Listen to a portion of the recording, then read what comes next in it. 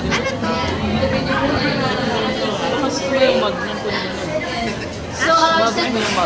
So, super importante din ang primer talaga yung sunscreen. So, importante sa akin na stay yung makeup ko yung clean. Kasi kung hirap na yung sunscreen. So, sobrang linis na so, ayan. I love that. Oo. Tsaka kung hindi ka kalimutan loose powder. Sobrang halaga ng loose powder. Marami kasi beginners natin na nakakalimutan natin mag-loose powder. Yung setting powder talaga. Kasi iba yung powder niya. Iba yung power niya. Iba siya mag-set. Kaya may tinatawag tayong baking. O diba, nagana na tayo. Nagana na tayo. Nagtulungan.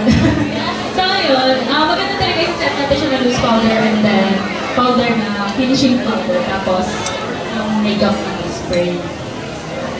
There you have it. Oh my gosh, I don't know about you guys, pero madami tayong natutunan dito as a person who's a beginner also in makeup. May nag-makeup lang sa akin kanina.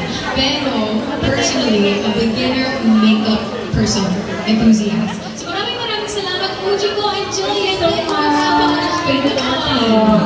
How about a quick photo with the both of you? And mamaya, i-announce na natin yung nanalo sa raffle natin.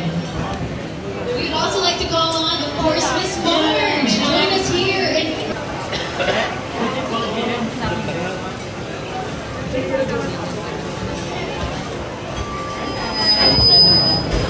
Okay, now